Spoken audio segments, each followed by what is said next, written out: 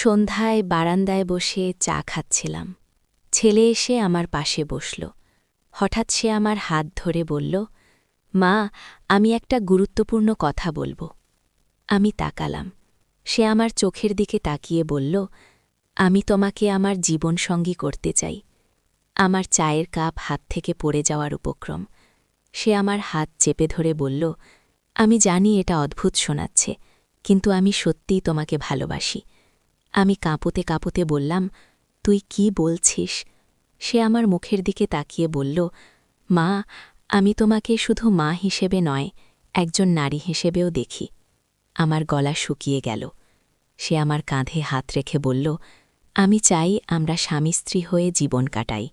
আমি উঠে দাঁড়াতে চাইলে সে আমার হাত ধরে রাখল। মা, আমাদের বয়সের পার্থক্য কিছু যায় আসে না। ভালোবাসার কোনো বয়স হয় না। আমার পুরো শরীর কাঁপছিল। সে আমার গালে হাত রেখে বলল, তুমি আমার কাছে সবচেয়ে সুন্দর নারী। আমি তার হাত সরিয়ে দিতে চাইলে সে আরও কাছে এসে বলল, মা, আমি তোর জন্য আমার জীবন দিতে পারি। সন্ধ্যার আলোতে তার চোখ চিকচিক করছিল। সে আমার হাতে চুমু দিয়ে বলল, এই হাত আমার সারা জীবনের সম্পদ। আমি বুঝতে পারছিলাম না কি বলবো। সে আমার নীরবতায় উৎসাহিত হয়ে বলল, মা, আমি জানতাম তুমি আমাকে বুঝবে। বারান্দায় সন্ধ্যার হাওয়া বইছিল।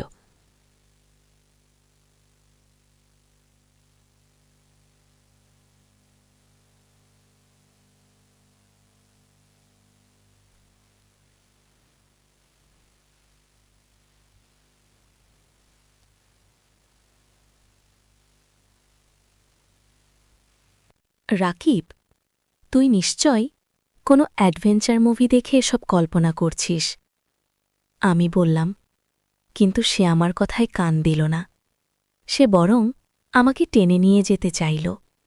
মা, তুমি আমার সাথে এসো, আমি তোমাকে সেই জায়গাটা দেখাব।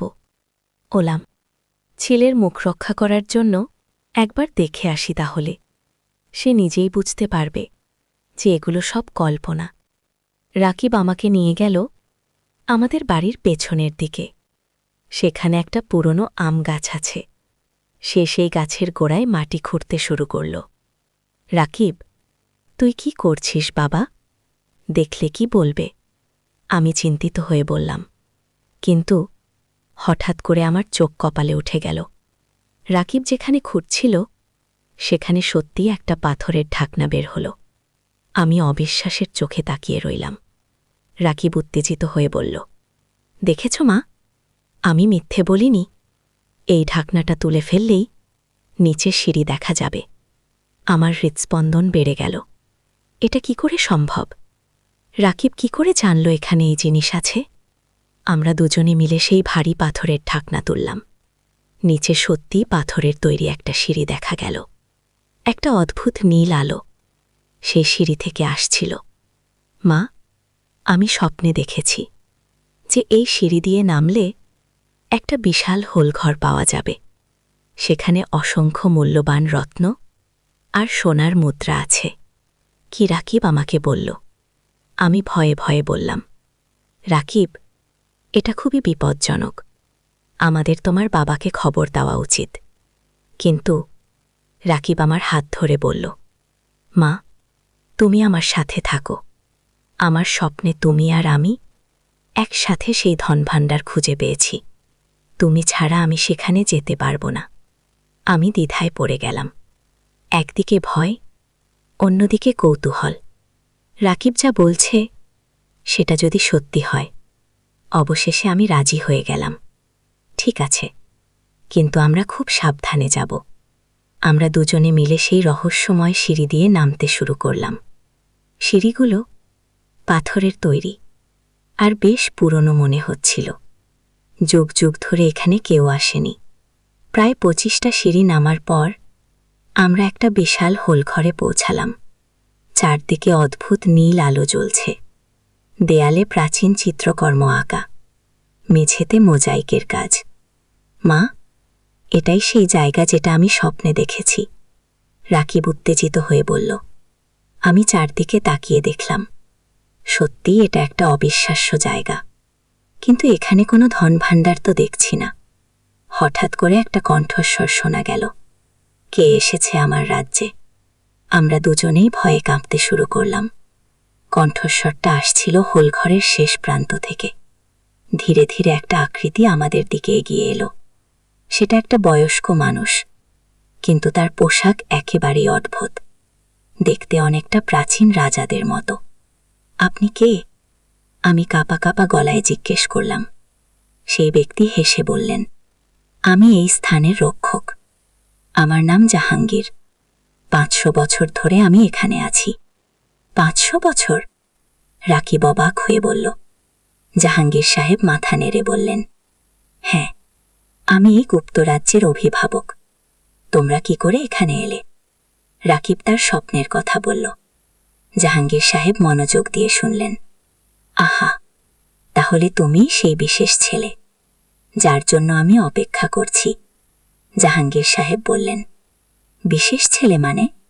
আমি জিজ্ঞেস করলাম। জাহাঙ্গীর সাহেব ব্যাখ্যা করলেন, এই রাজ্যে একটা অভিশাপ আছে। 500 বছর আগে এক দুষ্টু জাদুকর এখানে একটা মন্ত্র করে গিয়েছিল। সেই মন্ত্রের কারণে এই রাজ্যের সব মানুষ পাথর হয়ে গেছে। শুধুমাত্র একটা বিশেষ ছেলে আর তার মা এসে সেই অভিশাপ ভাঙতে পারবে। গো, আমার মাথা ঘুরে যাওয়ার অবস্থা। তার মানে আমরা কি? হ্যাঁ, তোমরাই সেই বিশেষ মানুষ, জাহাঙ্গীর সাহেব বললেন। কিন্তু অভিশাপ ভাঙতে হলে তোমাদের 3টে পরীক্ষা উত্তীর্ণ হতে হবে। রাকিব সাহসের সাথে বলল, আমরা যে কোনো পরীক্ষা দিতে প্রস্তুত। জাহাঙ্গীর সাহেব আমাদের হোলঘরের একটা অংশে নিয়ে গেলেন। সেখানে 3টে দরজা দেখা যাচ্ছিল। প্রতিটা দরজায় আলাদা আলাদা প্রতীক আঁকা। প্রথম পরীক্ষা হচ্ছে সাহসের পরীক্ষা, জাহাঙ্গীর সাহেব বললেন। এই দরজার পেছনে একটা ভয়ঙ্কর দৈত্য আছে। তোমাদের তার কাছ থেকে একটা সোনার চাবি নিয়ে আসতে হবে কি? আমি ভয়ে ভয়ে রাকিবের হাত ধরলাম, কিন্তু রাকিব অনেক সাহসী ছিল। সে আমাকে বলল, মা, তুমি ভয় পেয়েছ না? আমরা একসাথে থাকলে কোনো কিছুই আমাদের ভয় পাওয়াতে পারবে না গে। আমরা দুজনে মিলে প্রথম দরজা খুললাম। ভেতরে সত্যিই একটা বিশাল দৈত্য দেখা গেল, কিন্তু সেই দৈত্যটা আমাদের দেখে হাসতে শুরু করল। তোমরা ভয় পেয়েছ? দৈত্য জিজ্ঞেস করল। একটুও না, রাকিব সাহসের সাথে উত্তর দিল। দৈত্য খুশি হয়ে আমাদের একটা সোনার চাবি দিয়ে দিল। তোমরা সাহসের পরীক্ষায় উত্তীর্ণ হয়েছ গে। দ্বিতীয় পরীক্ষা ছিল বুদ্ধির পরীক্ষা। সেখানে একটা জটিল ধাঁধা সমাধান করতে হল। আমি আর রাকিব মিলে সেই ধাঁধা সমাধান করে ফেললাম। তৃতীয় পরীক্ষা ছিল ভালোবাসার পরীক্ষা। সেখানে আমাদের প্রমাণ করতে হল যে আমরা একে অপরের জন্য যে কোনো ত্যাগ স্বীকার করতে পারি। 3টে পরীক্ষায় উত্তীর্ণ হওয়ার পর জাহাঙ্গীর সাহেব আমাদের নিয়ে গেলেন একটা গোপন কক্ষে। সেখানে সত্যিই অগণিত সোনা, হীরা, মুক্তা আর দামি পাথর ছিল। এই সব ধনসম্পদ এখন তোমাদের, জাহাঙ্গীর সাহেব বললেন। কিন্তু মনে রেখো, এই ধনভাণ্ডার শুধুমাত্র ভালো কাজে ব্যবহার করতে পারবে কি? আমি অবাক হয়ে বললাম, কিন্তু আমরা এত ধনসম্পদ নিয়ে কি করব? জাহাঙ্গীর সাহেব হেসে বললেন, তোমরা এই ধন দিয়ে গরিব মানুষদের সাহায্য করবে, হাসপাতাল তৈরি করবে, স্কুল কলেজ বানাবে, এই পৃথিবীটাকে আরও সুন্দর করে তুলবে কি? রাকিব খুশি হয়ে বলল, মা, আমরা এখন অনেক ভালো কাজ করতে পারব। আমাদের এলাকার সব গরিব বাচ্চাদের পড়াশোনার ব্যবস্থা করে দেব। আমিও উত্তেজিত হয়ে উঠলাম। হ্যাঁ রাকিব, আমরা একটা এতিমখানা তৈরি করব। যেসব বাচ্চাদের বাবা মা নেই তাদের দেখাশোনা করব গে। জাহাঙ্গীর সাহেব আমাদের কয়েকটা ছোট ব্যাগ দিলেন, যেগুলোতে অনেক দামি রত্ন ছিল। প্রথমে এগুলো নিয়ে যাও, বাকিগুলো পরে নিয়ে যেতে পারবে গে। আমরা সেই রহস্যময় রাজ্য থেকে বেরিয়ে এলাম। বাড়িতে ফিরে এসে দেখি তানভীর আর সাইমা আমাদের খুঁজছে। তোমরা কোথায় গিয়েছিলে? তানভীর জিজ্ঞেস করল। আমি আর রাকিব একে অপরের দিকে তাকালাম। আমরা ঠিক করলাম যে এই রহস্যের কথা আমরা কাউকে বলবো না, অন্তত এখনো নয়। আমরা বাগানে ছিলাম, আমি বললাম। রাত্রে রাকিব আমার কাছে এসে বলল, মা, আমি আজ রাতে আবার স্বপ্ন দেখেছি। সেই জাহাঙ্গীর সাহেব আমাকে বলেছেন যে আমাদের এই রহস্য কারো সাথে শেয়ার করা যাবে না, নইলে সব ধনভাণ্ডার উধাও হয়ে যাবে। পরের দিন আমরা সেই রত্নগুলো নিয়ে শহরে গেলাম। একজন স্বর্ণকারের কাছে গিয়ে সেগুলোর দাম জিজ্ঞেস করলাম। স্বর্ণকার বললেন যে শুধুমাত্র একটা রত্নের দামই প্রায় 5 লক্ষ টাকা। আমি আর রাকিব অবাক হয়ে গেলাম। আমাদের হাতে যে এত বড় সম্পদ আছে সেটা ভাবতেই পারিনি। আমরা ঠিক করলাম যে প্রথমে আমাদের এলাকার একটা বস্তিতে গিয়ে গরিব পরিবারগুলোকে সাহায্য করব। পরের সপ্তাহে আমরা সেই বস্তিতে গেলাম। সেখানে অনেক পরিবার খুবই কষ্টে দিন কাটাচ্ছে। আমরা তাদের খাবার, কাপড় চোপড় আর বাচ্চাদের বই খাতা কিনে দিলাম। বস্তির লোকজন আমাদের দেখে অবাক হয়ে গেল। তারা জানতে চাইল আমরা কোথা থেকে এত টাকা পেলাম? আমি বললাম, আমরা একটা লটারি জিতেছি, কিন্তু সত্যি কথা তো আর বলতে পারি না। এভাবে আমরা ধীরে ধীরে আমাদের এলাকার অনেক গরিব মানুষকে সাহায্য করতে শুরু করলাম। একটা ছোট স্কুল তৈরি করলাম, যেখানে গরিব বাচ্চারা বিনামূল্যে পড়াশোনা করতে পারে। কিন্তু একদিন একটা অদ্ভুত ঘটনা ঘটল। আমি সকালে ঘুম থেকে উঠে দেখি রাকিব আমার বিছানার পাশে বসে আছে। তার চোখে অদ্ভুত একটা চাহানি। মা, আমি আজ রাতে একটা ভয়ানক স্বপ্ন দেখেছি, সে বলল।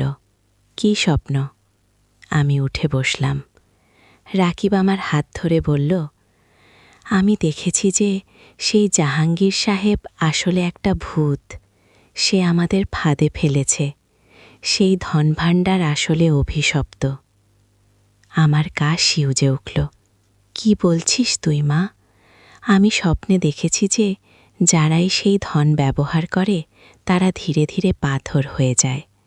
আমাদের তাড়াতাড়ি সেই ধন ফেরত দিতে হবে গো। আমি ভয়ে কাঁপতে শুরু করলাম। কিন্তু আমরা তো ইতোমধ্যে অনেক টাকা খরচ করে ফেলেছি। রাকিব চিন্তিত হয়ে বলল, আমাদের যত তাড়াতাড়ি সম্ভব সেই জায়গায় ফিরে যেতে হবে। সেই দিন বিকেলেই আমরা আবার সেই গুপ্ত সুড়ঙ্গে নামলাম। কিন্তু এবার সেখানে জাহাঙ্গীর সাহেবকে পেলাম না। হঠাৎ করে একটা ভয়ানক হাসির আওয়াজ শোনা গেল। হা হা হা হা, তোমরা আমার ফাঁদে পড়ে গেছ। আমরা দেখলাম জাহাঙ্গীর সাহেবের চেহারা একেবারে পাল্টে গেছে। তার চোখ লাল হয়ে গেছে, দাঁতগুলো ধারালো হয়ে গেছে। তুমি কে? রাকিব সাহস করে জিজ্ঞেস করল। আমি সেই জাদুকর যে 500 বছর আগে এখানে অভিশাপ দিয়েছিলাম, সে ভয়ানক গলায় বলল। আমি তোমাদের প্রতারণা করেছি। সেই ধন ব্যবহার করলে তোমরা আমার দাস হয়ে যাবে গো। আমার পুরো শরীর কাঁপছিল, কিন্তু রাকিব একেবারেই ভয় পেল না। আমরা সেই ধন হব না। রাকিব 2 গলায় বলল, আমরা সেই ধন ফেরত দিতে এসেছি। জাদুকর রেগে গিয়ে বলল, অনেক দেরি হয়ে গেছে।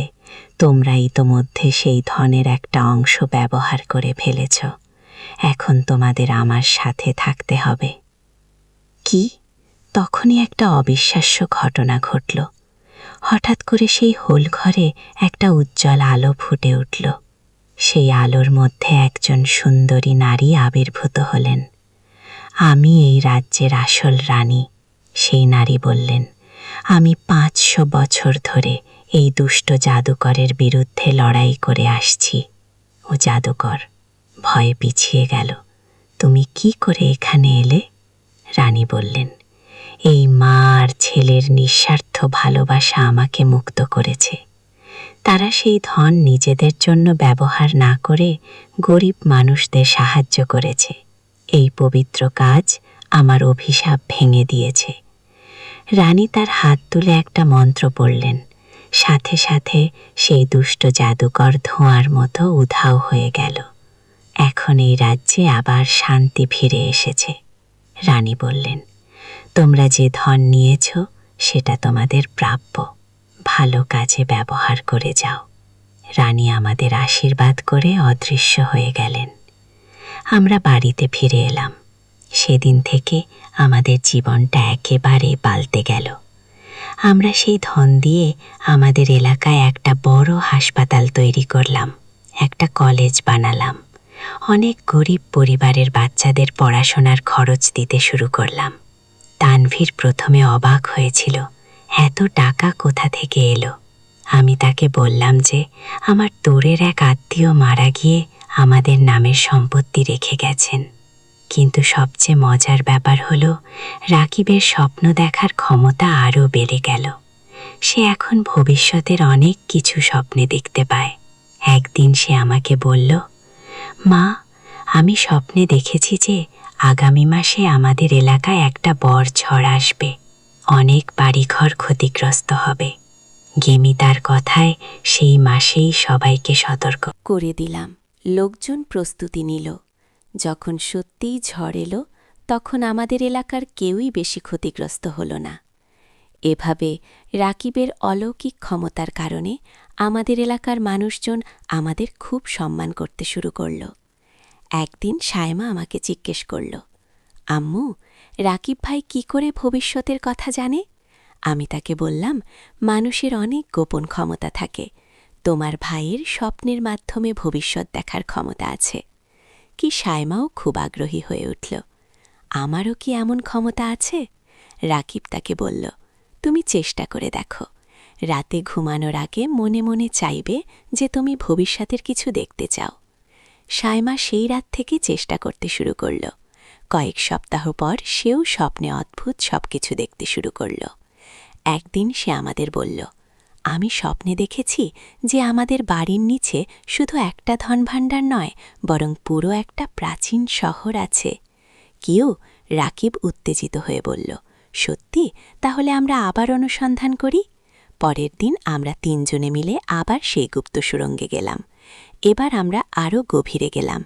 সায়মার স্বপ্নের মতোই আমরা একটা পুরো প্রাচীন শহর আবিষ্কার করলাম।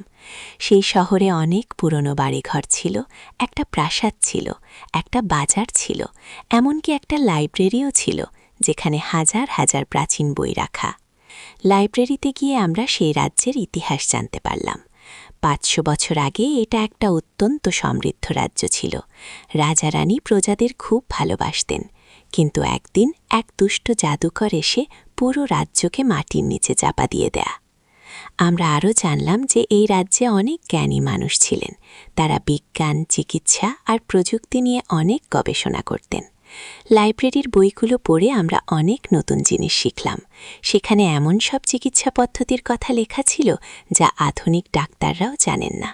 রাকিব একটা বই পড়ে আমাকে বলল, মা, এখানে লেখা আছে কি করে প্রাকৃতিক উপাদান দিয়ে ক্যান্সারের মতো রোগ সারানো যায়। আমি সেই বই পড়ে দেখলাম সত্যিই অবিশ্বাস্য সব তথ্য লেখা। সায়মা আর একটা বই নিয়ে বলল, এখানে লেখা আছে কি করে মাটি থেকে সোনা তৈরি করা যায়।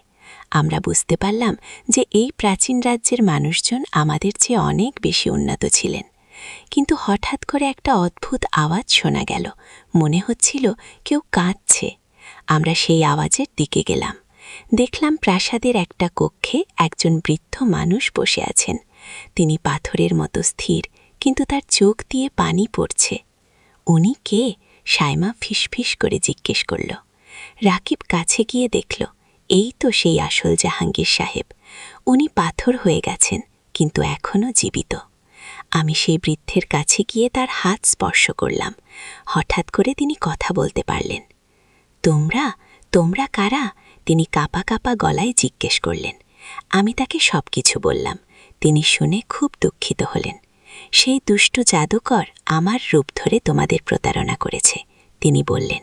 কিন্তু তোমরা যেহেতু সেই ধন ভালো কাজে ব্যবহার করেছ, তাই তোমাদের কোনো ক্ষতি হবে না আগেই। তিনি আমাদের আরও বললেন, এই অভিশাপ ভাঙানোর একটা উপায় আছে। তোমাদের এই রাজ্যের আসল ইতিহাস বাইরের মানুষজনদের জানাতে হবে। তাহলে সবাই জানতে পারবে যে এখানে একসময় কি সুন্দর একটা সভ্যতা ছিল। আমরা সেই দিন থেকে সেই প্রাচীন রাজ্যের ইতিহাস নিয়ে গবেষণা শুরু করলাম। আমরা বিভিন্ন বিশ্ববিদ্যালয়ের গবেষকদের সাথে যোগাযোগ করলাম। প্রত্নতত্ত্ববিদরা এসে সেই প্রাচীন শহর দেখে অবাক হয়ে গেলেন। বললেন যে এটা একটা বিশ্বব্যাপী আবিষ্কার। আমাদের আবিষ্কারের খবর সারা দেশে ছড়িয়ে গেল। টেলিভিশনে, পত্রিকায় আমাদের সাক্ষাৎকার নেওয়া হলো। রাকিব একটা ইন্টারভিউতে বলল, আমার মা আমার সবচেয়ে বড় অনুপ্রেরণা। উনি আমাকে শিখিয়েছেন যে সম্পদ শুধু নিজের জন্য নয়, সবার ভালোর জন্য ব্যবহার করতে হয়। আমি গর্বিত হয়ে তার কথা শুনছিলাম। আমার ছেলে সত্যি একটা ভালো মানুষ হয়ে উঠেছে। সেই প্রাচীন শহরটা এখন একটা জাদুঘর হয়েছে। প্রতিদিন হাজার হাজার মানুষ সেখানে যায়। আমাদের দেশের পর্যটন শিল্প বেড়ে গেছে। কিন্তু সবচেয়ে আশ্চর্যের ব্যাপার হল, যেসব মানুষ সেই জাদুঘর ঘুরে আসে তাদের মধ্যে অনেকেই বলে যে তারা সেখানে গিয়ে অদ্ভুত সব স্বপ্ন দেখতে শুরু করেছে।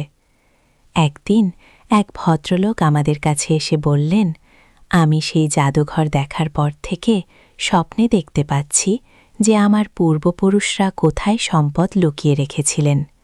আরেকজন মহিলা বললেন, আমি স্বপ্নে দেখেছি আমার হারিয়ে যাওয়া ভাই কোথায় আছে। ৩৫ বছর পর তাকে খুঁজে পেয়েছি আমরা।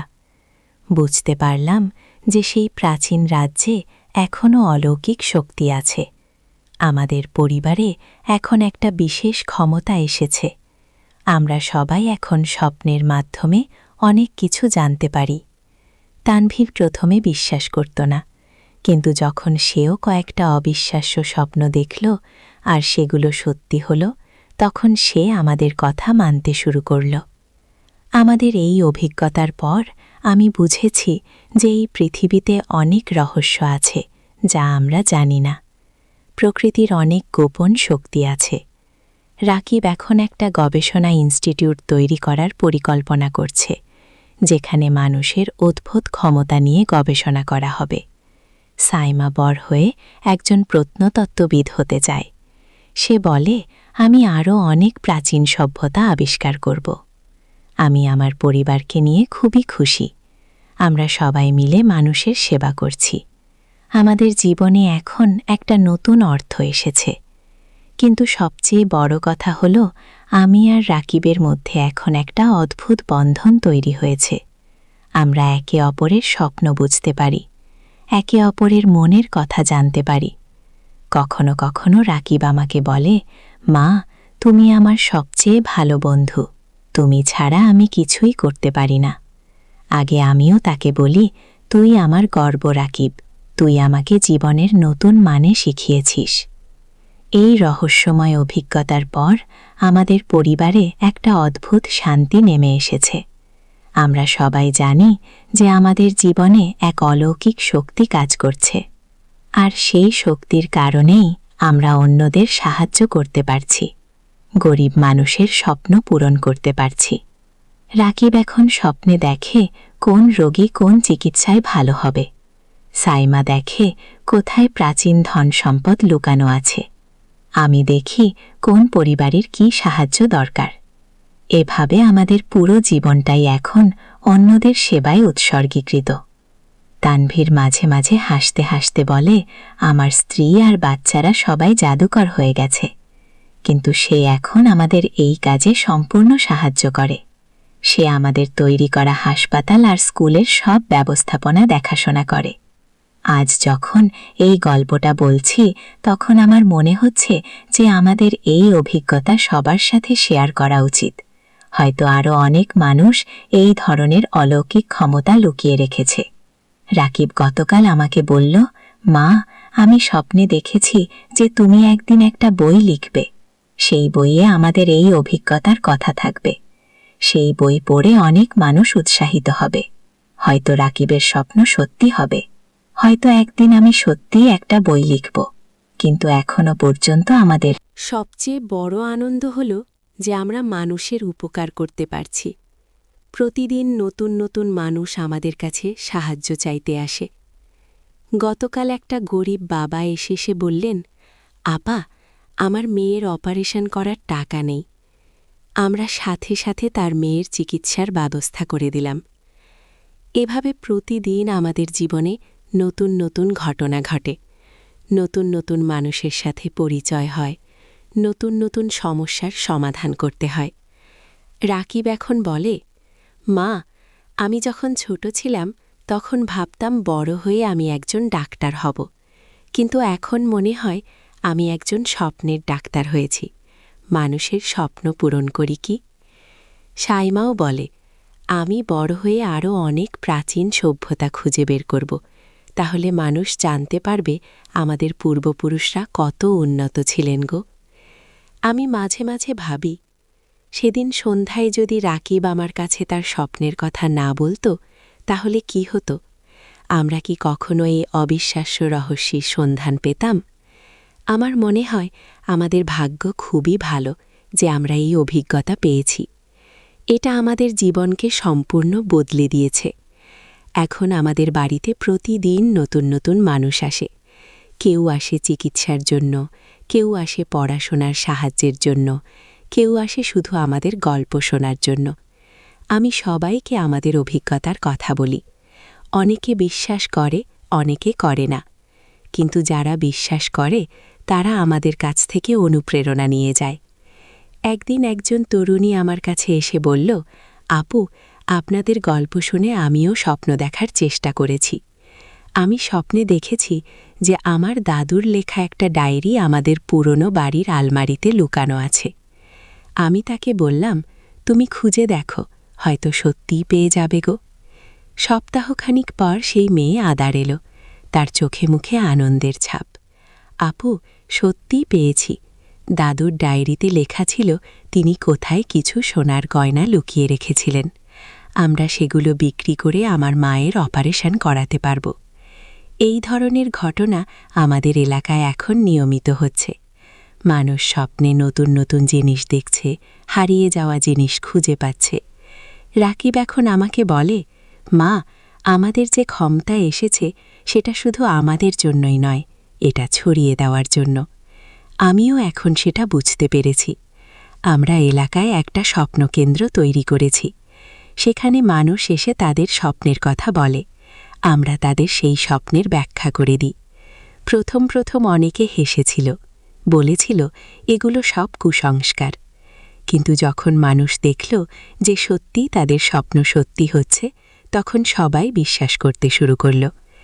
এখন আমাদের স্বপ্নকেন্দ্রে প্রতিদিন শতাধিক মানুষ আসে, দূর দূরান্ত থেকে মানুষ আসে। একদিন ঢাকা থেকে একজন ব্যবসায়ী এসেছিলেন। তিনি বললেন, আমার ব্যবসায় অনেক লোকসান হচ্ছে, আমি কি করব বুঝতে পারছি না। রাকিব তাকে বলল, আপনি 3 দিন ধরে রাতে ঘুমানোর আগে মনে মনে চাইবেন যে আপনি আপনার ব্যবসার সমাধান দেখতে চান। 3 দিন পর সেই ব্যবসায়ী ফোন করলেন, খুশি গলায় বললেন, আমি স্বপ্নে দেখেছি যে আমার এক পুরনো বন্ধু আমাকে সাহায্য করতে পারবে। তার সাথে যোগাযোগ করে দেখলাম সত্যিই সে আমাকে একটা বড় অর্ডার দিতে পারবে কি। এই ধরনের অভিজ্ঞতা আমাদের প্রতিদিন হচ্ছে। আমার এখন মনে হয় আমরা মানুষের জন্য একটা সেতুর কাজ করছি, স্বপ্ন আর বাস্তবতার মধ্যে একটা সেতু।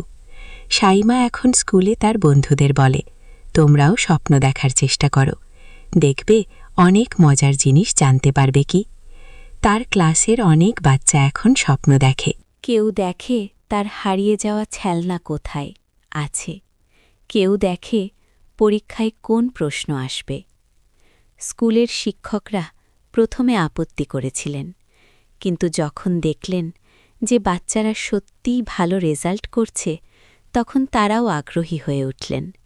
হেডমিস্ট্রেস একদিন আমার কাছে এসে বললেন, রিমা আপা, আপনাদের এই স্বপ্ন দেখার পদ্ধতি আমাদের বাচ্চাদের খুব উপকার করেছে, তারা এখন আরও আত্মবিশ্বাসী হয়েছে কি। আমি তাকে বললাম, আসলে স্বপ্ন মানে হচ্ছে আমাদের মনের গভীরে লুকানো গান। আমরা সবাই অনেক কিছু জানি, কিন্তু সেটা মনে থাকে না, স্বপ্নের মাধ্যমে সেটা বেরিয়ে আসে গো। তানভীর এখন বলে, আমার স্ত্রী একজন দার্শনিক হয়ে গেছে কি, কিন্তু সে এখন আমার কথার মর্মার্থ বোঝে। সেও মাঝে মাঝে স্বপ্ন দেখে। গত সপ্তাহে সে স্বপ্নে দেখেছিল যে তার অফিসে একটা নতুন প্রজেক্ট আসবে। সত্যি 2 দিন পর তার বস তাকে একটা বড় প্রজেক্টের দায়িত্ব দিয়েছেন। আমি মাঝে মাঝে ভাবি, আমাদের এই অভিজ্ঞতা কি শুধু আমাদের পরিবারের জন্য, নাকি এটা সবার জন্য? রাকিব বলে, মা, আমি মনে করি প্রতিটা মানুষের ভেতরেই এই ক্ষমতা লুকিয়ে আছে, শুধু সেটা জাগিয়ে তুলতে হয় গো। আমি এখন সেটাই বিশ্বাস করি। আমরা একটা বই লেখার পরিকল্পনা করছি। সেই বইয়ে আমাদের সব অভিজ্ঞতার কথা থাকবে, থাকবে স্বপ্ন দেখার পদ্ধতি। কিন্তু আমাদের সবচেয়ে বড় আবিষ্কার হল যে ভালোবাসা আর নিঃস্বার্থতায় সব অলৌকিক ক্ষমতার মূল চাবিকাঠি। আমি আর রাকিবের মধ্যে যে বন্ধন তৈরি হয়েছে, সেটাই আমাদের এই ক্ষমতা দিয়েছে। আমরা একে অপরকে নিঃস্বার্থভাবে ভালোবাসি, একে অপরের জন্য যে কোনো ত্যাগ স্বীকার করতে পারি। রাকিব মাঝে মাঝে আমাকে বলে, মা, তুমি আমার জীবনের সবচেয়ে গুরুত্বপূর্ণ মানুষ। তোমার সাথে আমি যে কোনো অসাধ্য সাধন করতে পারি। ও আমিও তাকে বলি, তুই আমার গর্ব রাকিব, তুই আমাকে জীবনের নতুন অর্থ শিখিয়েছিস। এই পারস্পরিক ভালোবাসা আর বিশ্বাসই আমাদের শক্তি দিয়েছে অন্যদের সাহায্য করার। আমাদের পরিবারের এই পরিবর্তন দেখে আমাদের আত্মীয় স্বজনরাও অবাক। তারা বলে, তোমাদের সাথে কি হয়েছে? তোমরা সবাই এত পাল্টে গেছ কেন? আমি তাদের বলি, আমরা জীবনের আসল মানে বুঝতে পেরেছি, সেটা হলো অন্যদের সুখী করা। এই সহজ কথাটা অনেকে বোঝে না। তারা ভাবে টাকা পয়সা নাম আসে জীবনের মূল লক্ষ্য। কিন্তু আমরা বুঝেছি যে সবচেয়ে বড় আনন্দ হল অন্যের মুখে হাসি ফোটানো, অন্যের দুঃখ দূর করা। রাকিব এখন বলে, মা, আমি জানি না ভবিষ্যতে আমাদের কি হবে, কিন্তু আমি জানি আমরা সব সময় মানুষের ভালোর জন্য কাজ করে যাব। সাইমাও বলে, আমি বড় হয়ে আরও অনেক মানুষকে সাহায্য করব। আমি আমার পরিবারকে নিয়ে খুবই গর্বিত। আমরা একসাথে একটা অদ্ভুত যাত্রা শুরু করেছি। সেই যাত্রায় প্রতিদিন নতুন আশ্চর্য অপেক্ষা করছে। কিন্তু সবচেয়ে বড় কথা হলো, আমি এখন জানি যে মা আর ছেলের মধ্যে যে ভালোবাসা থাকে, সেটা পৃথিবীর সবচেয়ে শক্তিশালী শক্তি। সেই শক্তি দিয়ে যে কোনো অসম্ভবকে সম্ভব করা যায়। আজ যখন এই গল্প শেষ করছি, তখন আমার মনে পড়ছে সেই প্রথম দিনের কথা, যেদিন রাকিব আমার কাছে তার স্বপ্নের কথা বলেছিল। সেদিন আমি ভাবিনি যে সেই একটা স্বপ্ন আমাদের পুরো জীবন বদলে দেবে, আমাদের একটা সাধারণ পরিবার থেকে একটা অসাধারণ পরিবারে পরিণত করবে। রাকিব এখনও প্রতিদিন স্বপ্ন দেখে, কিন্তু এখন সেই স্বপ্নে শুধু আমাদের কথা থাকে না, থাকে অনেক অনেক মানুষের কথা, থাকে কি করে পুরো পৃথিবীটাকে আরও সুন্দর করা যায়। আমি বিশ্বাস করি একদিন রাকিবের সেই স্বপ্ন সত্যি হবে। আমরা সবাই মিলে এই পৃথিবীটাকে স্বর্গের মতো সুন্দর করে তুলব, আর সেই স্বর্গে মা আর ছেলের ভালোবাসা হবে সবচেয়ে পবিত্র আর শক্তিশালী শক্তি। এই গল্পের শেষে আমি সবাইকে বলতে চাই, আপনারাও স্বপ্ন দেখুন, বিশ্বাস রাখুন, ভালোবাসুন নিঃস্বার্থভাবে। দেখবেন আপনাদের জীবনেও অলৌকিক সব ঘটনা ঘটতে শুরু করবে। কারণ এই পৃথিবীতে অসম্ভব বলে আসলে কিছু নেই, আছে শুধু আমাদের সীমিত চিন্তাভাবনা। আর মা আর সন্তানের ভালোবাসা, সেটা হচ্ছে সেই চাবি যা সব তালা খুলে দিতে পারে, সব স্বপ্ন পূরণ করতে পারে। আমার গল্প এখানেই শেষ, কিন্তু আমাদের যাত্রা এখনও চলমান। প্রতিদিন নতুন নতুন অভিজ্ঞতা, নতুন নতুন স্বপ্ন, নতুন নতুন সম্ভাবনা, আর সব কিছুর কেন্দ্রে আছে আমার প্রিয় ছেলে রাকিব, যে আমাকে শিখিয়েছে যে ভালোবাসার কোনো সীমা নেই, স্বপ্নের কোনো সীমা নেই। আমরা সবাই মিলে এই সুন্দর পৃথিবীতে আরও সুন্দর করে বেঁচে থাকি। ভালোবাসি, স্বপ্ন দেখি, আর সেই স্বপ্ন পূরণ করি। এই ছিল আমাদের অবিশ্বাস্য কিন্তু সত্যি গল্প। একটা মা আর ছেলের ভালোবাসার গল্প, একটা পরিবারের রূপান্তরের গল্প, একটা অলৌকিক অভিজ্ঞতার গল্প। নূরের সন্ধানে, প্রথম অধ্যায়, হারানো পথের যাত্রী। বাগদাদের এক সরু গলিতে থাকতেন আবু ইউসুফ নামের এক যুবক। তার বয়স তখন ২৫ বছর। পিতার রেখে যাওয়া ছোট্ট একটি দোকানে কাপড় বিক্রি করে জীবিকা নির্বাহ করতেন, কিন্তু তার মনে সবসময় একটা অস্থিরতা কাজ করত। দিন-রাত একটাই প্রশ্ন তাকে তাড়িয়ে বেড়াত, জীবনের আসল উদ্দেশ্য কী? যখন তার বন্ধুরা সংসারের চিন্তায় মগ্ন হয়ে পড়েছিল, তখন ইউসুফের মন পড়ে থাকত আল্লাহর সৃষ্টির রহস্যে। রাতের বেলা ছাদে শুয়ে তারাদের দিকে তাকিয়ে ভাবতেন, এত বড় মহাবিশ্ব, এত সুন্দর সৃষ্টি, এর পেছনে নিশ্চয়ই কোনো গভীর রহস্য আছে কি? একদিন জুমার নামাজের পর মসজিদের ইমাম সাহেব আবু বকর আল রাজি তার কাছে এসে বললেন, ইউসুফ বেটা, দেখি তোমাকে সবসময় কিছু একটা ভাবতে, কি চিন্তা করো এত? ইউসুফ সংকোচের সাথে বললেন, হুজুর, আমার মনে হয় জীবনে আরও কিছু করার আছে। শুধু দোকানদারি করে খেয়ে পড়ে বেঁচে থাকাটাই কি জীবনের মূল উদ্দেশ্য? ইমাম সাহেব মুচকি হাসলেন। এই প্রশ্ন যার মনে জাগে, আল্লাহ তার জন্য বিশেষ কিছু নির্ধারণ করে রেখেছেন। তুমি কি জানো আমাদের প্রিয় নবী সাহেব কিভাবে হেরা গুহায় ধ্যানে বসতেন? জি হুজুর, শুনেছি। ও, তাহলে বুঝো, সত্যের সন্ধান করা একটি পবিত্র কাজ, তবে এ পথ সহজ নয়। যারা এই পথে চলে তাদের অনেক পরীক্ষার সম্মুখীন হতে হয়। ইমাম সাহেবের কথা শুনে ইউসুফের মনে একটা আলো জ্বলে উঠল। সেদিন রাতে তিনি বাগদাদে ফিরে এসে দেখলেন, তার পুরনো পাড়া প্রতিবেশীরা তাকে চিনতে পারছেন না। তার চেহারায় যে পরিবর্তন এসেছে তা দেখে সবাই অবাক। ইমাম আবু বকর আল রাজি তাকে দেখে কেঁদে ফেললেন। ইউসুফ বেটা, আল্লাহ তোমার মুখে নূর দিয়েছেন, তুমি যা খুঁজছিলে তা পেয়েছ? ইউসুফ বিনীতভাবে বললেন, হুজুর, আল্লাহর রহমতে কিছু পেয়েছি, কিন্তু এখন মনে হয় যাত্রা শুরু হয়েছে মাত্র। তিনি বাগদাদে একটি ছোট্ট মাদ্রাসা খুললেন।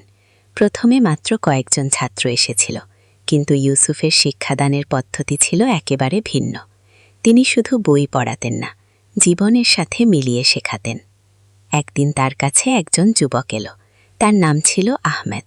সে বলল, ওস্তাদ, আমি পাপী, আমি কি আল্লাহর ক্ষমা পেতে পারি? ইউসুফ তাকে একটি গল্প শোনালেন। এক ব্যক্তি ৯৯টি খুন করেছিল। সে একজন আলেমের কাছে গিয়ে জিজ্ঞেস করল, আমার কি ক্ষমা হতে পারে? আলেম বললেন না। তাই সে আলেমকেও খুন করে ফেলল। এবার সে আরেকজন জ্ঞানী লোকের কাছে গেল। সেই বললেন, অবশ্যই তোমার ক্ষমা হবে, তবে তোমাকে অমুক জায়গায় যেতে হবে। পথে সে মারা গেল। ফেরেশতারা তার রূহ নিয়ে বিতর্ক করল। শেষে আল্লাহ তাকে ক্ষমা করে দিলেন গো। আহমদ কেঁদে ফেল, মানে আমারও ক্ষমা হতে পারে? আল্লাহর রহমত অসীম। আহমদ শুধু তওবা কর এবং সৎ পথে চলো। নবম অধ্যায়, পরীক্ষা উত্তীর্ণ। এভাবে দিন যেতে লাগল। ইউসুফের মাদ্রাসায় ছাত্রের সংখ্যা বাড়তে লাগল, কিন্তু খ্যাতি বাড়ার সাথে সাথে একটা বিপদও এলো। কিছু মানুষ তাকে নিয়ে ঈর্ষা করতে শুরু করল। তারা বলল, এই ইউসুফ কোথা থেকে এসেছে? এ নিজেকে কি মনে করে? একদিন শহরের প্রধান কাজী তাকে ডেকে পাঠালেন। ইউসুফ, শুনছি তুমি নতুন নতুন কথা বলছ, তোমার যোগ্যতা কি? এটাই ছিল তৃতীয় পরীক্ষা, সাফল্যের শিখে পৌঁছে বিনীত থাকা। ইউসুফ অত্যন্ত নম্রভাবে বললেন, হুজুর, আমি কিছুই না, আমি শুধু আল্লাহর একটি দাস। যা বলি সবই কুরআন হাদিস থেকে বলি, আমার নিজের কিছু নেই। কাজী তার বিনয় দেখে মুগ্ধ হলেন। তিনি ইউসুফের শিক্ষাদানের অনুমতি দিলেন। কিন্তু আসল পরীক্ষা ছিল আরেকটি। একদিন খলিফার দরবার থেকে খবর এলো যে ইউসুফকে রাজদরবারে আলেম হিসেবে নিয়োগ দেওয়া হবে। এতে প্রচুর অর্থ এবং সম্মান ছিল। ইউসুফের সব বন্ধুবান্ধব তাকে বলল, এই সুযোগ হাতছাড়া করো নাকি। কিন্তু ইউসুফ জানতেন এটা তার আসল পথ নয়। তিনি বিনীতভাবে সেই প্রস্তাব প্রত্যাখ্যান করলেন। তিনি বুঝতে পারলেন এটাই ছিল তৃতীয় পরীক্ষার সবচেয়ে কঠিন অংশ। সেই রাতে তিনি স্বপ্নে আবার সেই বৃদ্ধকে দেখলেন। বৃদ্ধ হাসি মুখে বললেন, ইউসুফ, তুমি সব পরীক্ষায় উত্তীর্ণ হয়েছ, এবার তোমার আসল কাজ শুরু হবে। 10ম অধ্যায়, আলোর বিস্তার। পরের দিন থেকে ইউসুফের জীবনে এক নতুন অধ্যায় শুরু হল। তার কাছে দেশের বিভিন্ন প্রান্ত থেকে মানুষ আসতে শুরু করল। একদিন একজন ব্যবসায়ী এলেন। তিনি বললেন, ওস্তাদ, আমার ব্যবসায় প্রচুর টাকা আছে, কিন্তু মনে শান্তি নেই গো। ইউসুফ বললেন, ভাই, টাকা শান্তি দিতে পারে না। শান্তি আসে আল্লাহর স্মরণ থেকে।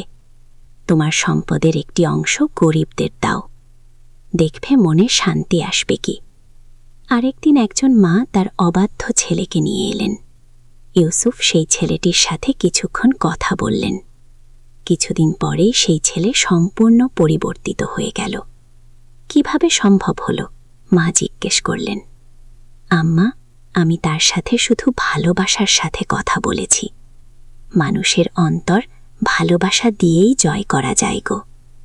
11 অধ্যায়। কঠিন সময়ের পরীক্ষা। কিন্তু জীবন সব সময় মসৃণ থাকে না। একদিন বাগদাদে প্লেগ রোগ দেখা দিল। হাজার হাজার মানুষ মারা যেতে লাগল। অনেকেই সহজ ছেড়ে পালিয়ে গেল। ইউসুফের ছাত্ররা তাকে বলল, ওস্তাদ, আমরা শহর ছেড়ে চলে যাই। কিন্তু ইউসুফ বললেন, না, এই সময়ে মানুষের বেশি প্রয়োজন। আমরা এখানেই থাকব। তিনি প্লেগ আক্রান্ত রোগীদের সেবা করতে শুরু করলেন।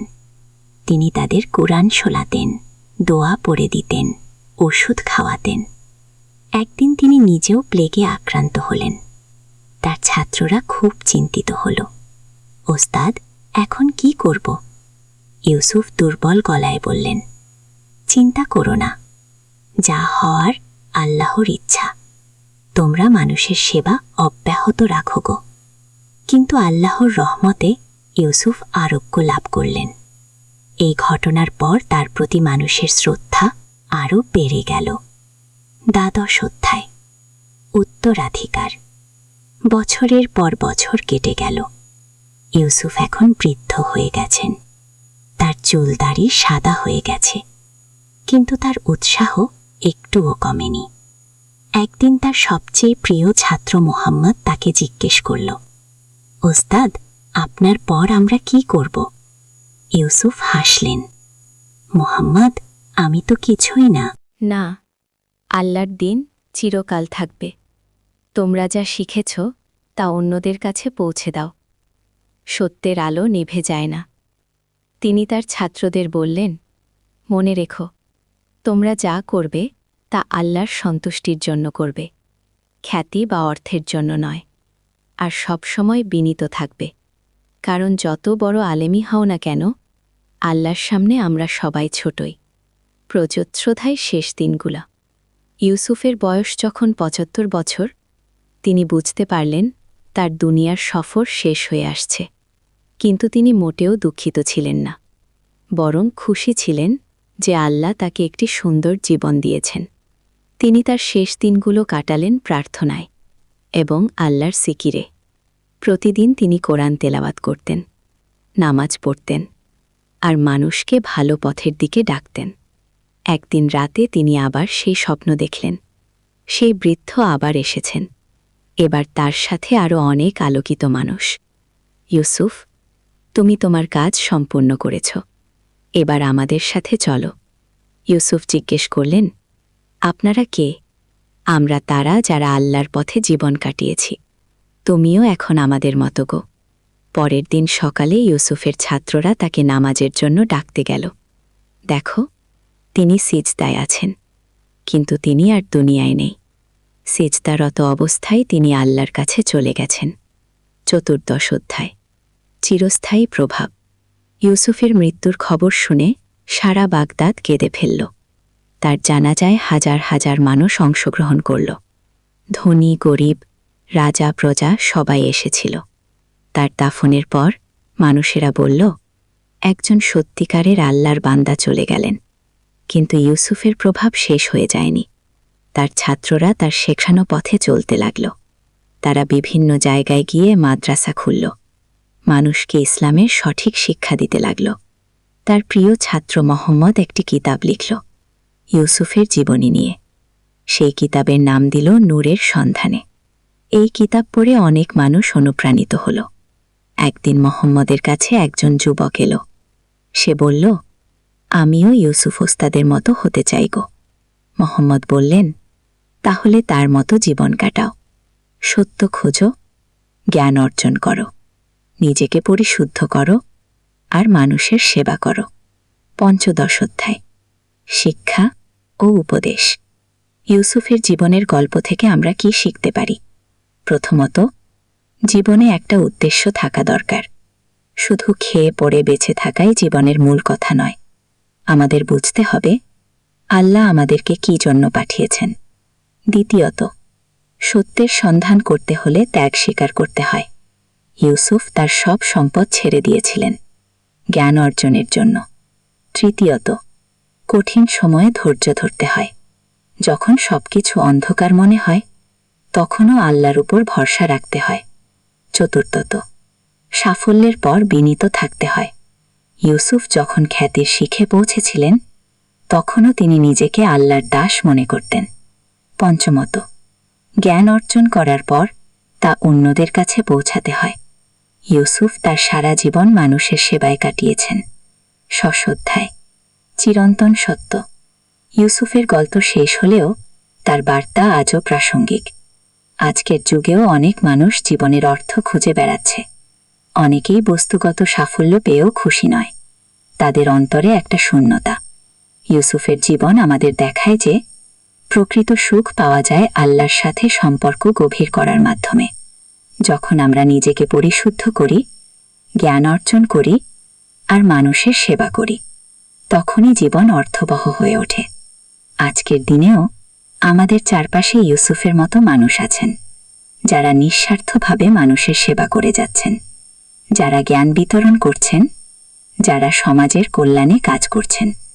তাদের দেখে আমাদেরও অনুপ্রাণিত হওয়া উচিত। আমাদেরও ইউসুফের মতো নূরের সন্ধানী হওয়া উচিত। শেষ কথা, নূরের সন্ধানী কি এই গল্পের মূল বার্তা হচ্ছে জীবনে সত্যিকারের সুখ এবং শান্তি পেতে হলে আল্লাহর নৈকট্য অর্জন করতে হবে। এর জন্য দরকার ত্যাগ, ধৈর্য এবং বিনয়। ইউসুফের জীবনী আমাদের শেখায় যে ১. প্রতিটি মানুষের জীবনে একটি পবিত্র উদ্দেশ্য থাকা দরকার। ২. জ্ঞান অর্জনের জন্য ত্যাগ স্বীকার করতে হয়। ৩. কঠিন সময়ে আল্লাহর উপর ভরসা রাখতে হয়। ৪. সাফল্যের পর বিনীত থাকতে হয়। ৫. জ্ঞান ও আল্লাহর প্রেম অন্যদের সাথে ভাগাভাগি করতে হয়।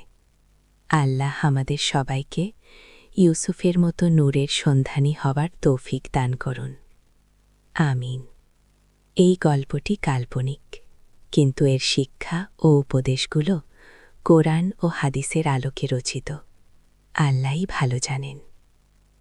দীর্ঘ নামাজে দাঁড়িয়ে আল্লাহর কাছে দোয়া করলেন, হে আল্লাহ, আমাকে সত্যের পথ দেখান।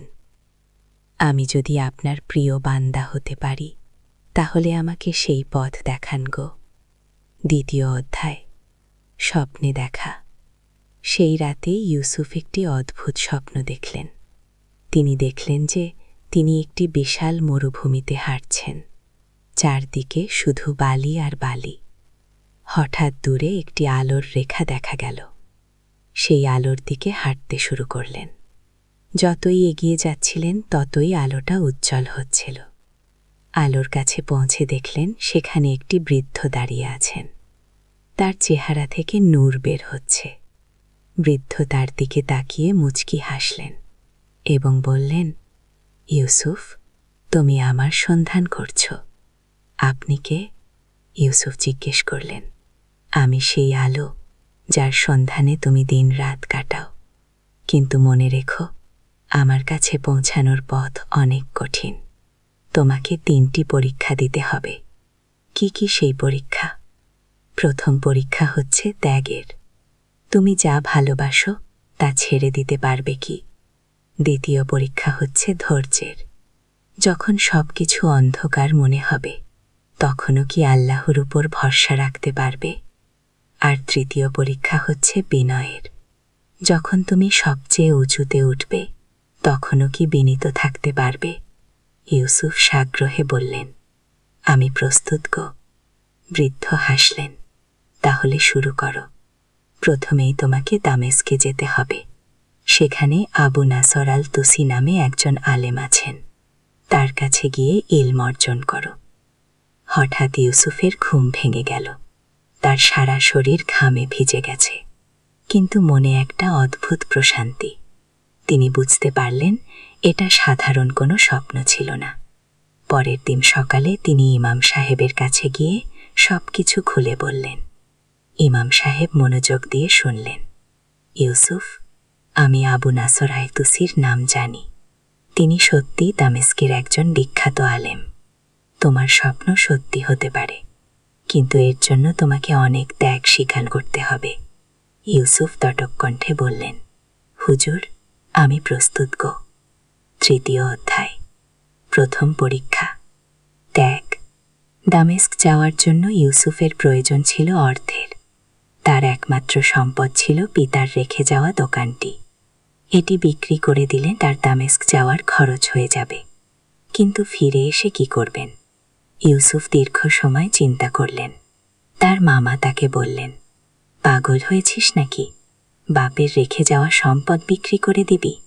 তুই তো কোনো গ্যারেন্টি পাসনি যে সেখানে গিয়ে কিছু হবে কি। কিন্তু ইউসুফের মন স্থির। তিনি বুঝতে পারলেন এটাই প্রথম পরীক্ষা, সবচেয়ে প্রিয় জিনিস ছেড়ে দেওয়া। দোকান বিক্রি করে তিনি একটি কাফেলার সাথে দামেস্কের উদ্দেশ্যে রওনা দিলেন। পথে অনেক কষ্ট হল। মরুভূমির উত্তপ্ত বালি, পানির অভাব, ডাকাতের ভয়, সবকিছু সহনীয় করে তিনি দামেস্ক পৌঁছলেন। দমেস্ক পৌঁছে তিনি আবু নাসের আলতোসের খোঁজ করলেন। জানতে পারলেন তিনি শহরের বাইরে একটি ছোট্ট খানকায় থাকেন। খানকায় পৌঁছে দেখলেন সেটা খুবই সাধারণ একটা জায়গা। বাইরে কোনো জাঁকজমক নেই। ভিতরে গিয়ে দেখলেন একজন মধ্যবয়সী মানুষ কোরআন তেলাওয়াত করছে। তার চেহারায় এক অন্যরকম প্রশান্তি। তেলাওয়াত শেষ করিয়ে তিনি ইউসুফ দিকে তাকালেন। তুমি নিশ্চয়ই সেই যুবক যে বাগদাদ থেকে এসেছ?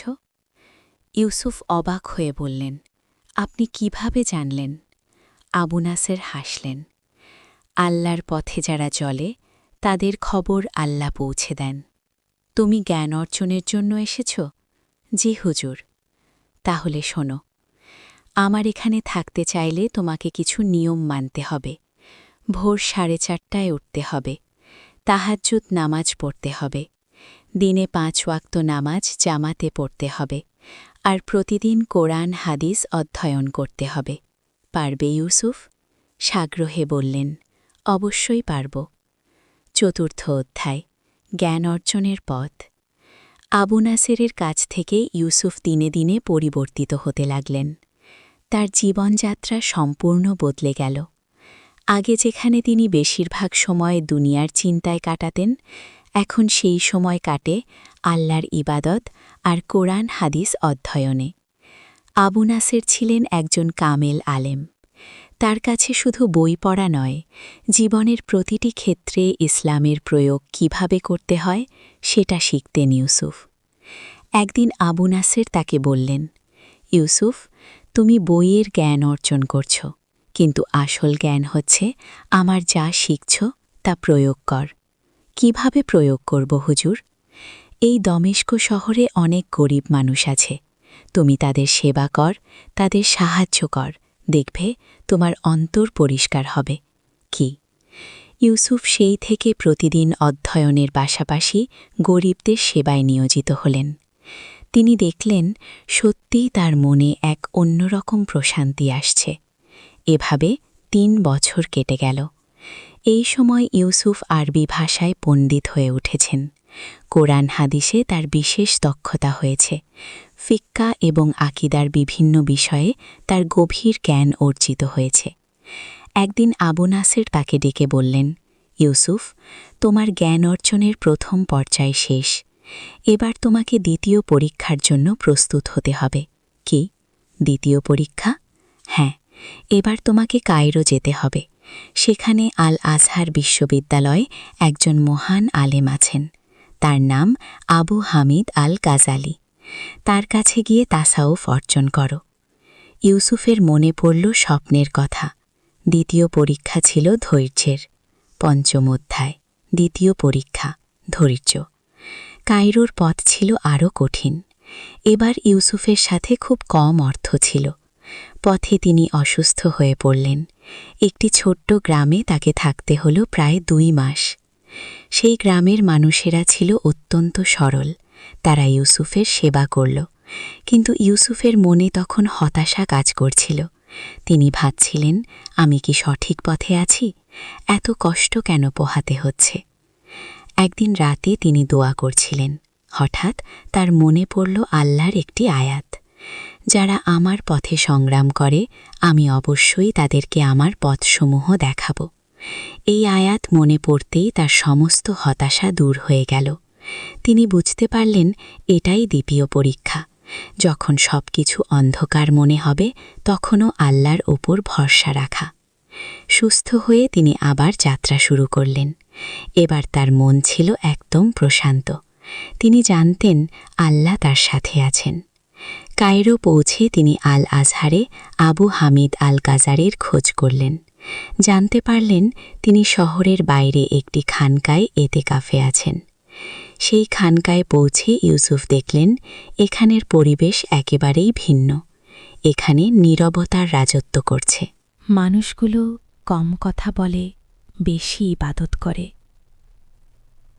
আবু হামিদের সাথে দেখা করে ইউসুফ তার আগের সব অভিজ্ঞতা বর্ণনা করলেন। আবু হামিদ মনোযোগ দিয়ে শুনলেন। ইউসুফ, তুমি জ্ঞান অর্জন করেছ, কিন্তু এখন তোমাকে নিজেকে জানতে হবে। আর নিজেকে জানার মাধ্যমে আল্লাহকে জানা যায়। ষষ্ঠ অধ্যায়। তাসাউফের পথে আবু হামিদের কাছ থেকে ইউসুফ একেবারে ভিন্ন এক জগতের সন্ধান পেলেন। এখানে শুধু বাহ্যিক ইবাদত নয়, অন্তরের পরিশুদ্ধতার উপর গুরুত্ব দেওয়া হতো। আবু হামিদ তাকে বললেন, ইউসুফ, ইসলামের 3টি স্তর আছে: ইসলাম, ঈমান আর ইহসান। তুমি ইসলাম এবং ঈমানের পর্যায় অতিক্রম করেছ। এবার ইহসানের স্তরে যেতে হবে। গো, ইহসান মানে কি হুজুর? ইহসান মানে হচ্ছে তুমি আল্লাহর ইবাদত এমনভাবে করবে যেন তুমি তাকে দেখতে পাচ্ছ। আর যদি তুমি তাকে দেখতে না পাও, তাহলে অন্তত এটুকু বিশ্বাস রাখবে যে তিনি তোমাকে দেখছেন। গো। এই পর্যায়ে ইউসুফকে কঠিন সাধনা করতে হল। তাকে নিজের নফসের সাথে যুদ্ধ করতে হল। অহংকার, লোভ, রাগ এসব মন্দ গুণগুলো দূর করতে হল। প্রতিদিন রাতে তিনি ঘণ্টার পর ঘণ্টা তাহাজ্জুদ নামাজ পড়তেন। দিনে রোজা রাখতেন, কোরআন তেলাওয়াত করতেন, আর সব সময় আল্লাহর জিকিরে মশগুল থাকতেন। এভাবে আরও 2 বছর কেটে গেল। এই সময় ইউসুফের অন্তর এমনভাবে পরিষ্কার হয়ে গেল যে তিনি সব সময় আল্লাহর উপস্থিতি অনুভব করতেন। একদিন আবু হামিদ তাকে বললেন, ইউসুফ, এবার তুমি 3য় এবং শেষ পরীক্ষার জন্য প্রস্তুত। তোমাকে মদিনা শরীফে যেতে হবে। গিয়ে মদিনা শরীফে কিন্তু হুজুর, সেখানে কার কাছে যাব? আবু হামিদ হাসলেন। সেখানে তুমি যার কাছে যাবে তিনি নিজেই তোমাকে খুঁজে নেবেন। সপ্তম অধ্যায়। 3য় পরীক্ষা। বিনা মদিনা শরীফের পথ ছিল দীর্ঘ, কিন্তু আনন্দদায়ক। ইউসুফ জানতেন তিনি সেই পবিত্র শহরে যাচ্ছেন যেখানে প্রিয় নবী শায়ের রওজা শরীফ অবস্থিত।